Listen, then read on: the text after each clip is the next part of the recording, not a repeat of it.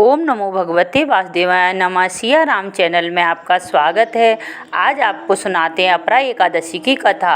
युधिष्ठिर कहने लगे, हे भगवान, ज्येष्ठ कृष्ण एकादशी का क्या नाम है तथा इसका क्या महत्व है, क्या है, आप कृपा कर कहिए।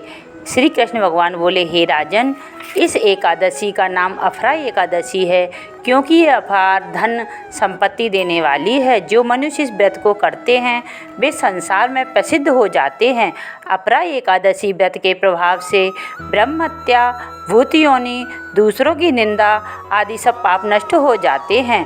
इस व्रत के करने से परस्त्री गमन, झूठी गवाही देना, झूठ बोलना, कम तौलना, झूठे शास्त्र रचना, ज्योतिष विद्या से ठगना, नकली वैद बनना आदि सब पाप नष्ट हो जाते हैं।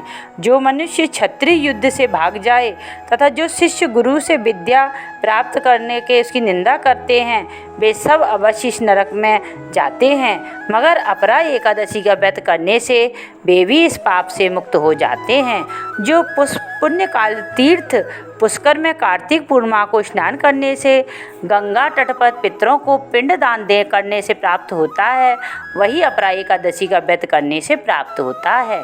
माघ मास में जब सूर्य मकर संक्रांति स्थित हो तो प्रयागराज के स्नान से, शिवरात्रि के व्रत करने से, बृहस्पति के सिंह राशि पर स्थित होने पर, गोदावरी नदी के स्नान से, कुंभ में केदारनाथ तथा बद्रिक आश्रम की यात्रा करने से, सूर्य ग्रहण में कुरुक्षेत्र के स्नान से, स्वर्ण अथवा हाथी घोड़ा दान करने से, यज्ञ में स्वर्ण दान करने से अथवा अर्थ प्रसूता गौ दान करने से जो फल मिलता है वही पुण्य फल अपरा एकादशी के व्रत करने से मिलता है। यह पाप रूपी व्रत को काटने के लिए कुल्हाड़ी और पाप रूपी ईंधन को जलाने के लिए अग्नि के समान है। पाप रूपी अंधकार के लिए सूर्य और पाप रूपी रण के लिए सिंह के समान है। हे राजन, पाप से डरते हुए मनुष्य को अपरा एकादशी उपवास करना चाहिए। जो एकादशी का व्रत नहीं करते वे मनुष्य जल में बगुले के समान और जानवरों में भू नगने के समान हैं। वे मरने के लिए संसार में जन्म लेते हैं। अपरा एकादशी का व्रत तथा भगवान विष्णु का पूजन करने से मनुष्य सब पापों से छूटकर विष्णु लोक को जाता है। हे राजन, यह अपरा एकादशी का व्रत कथा लौकिक के लिए कही गई है। इसके पढ़ने अथवा सुनने से मनुष्य सब पापों से छूट जाता है और मुक्ति को पाता है।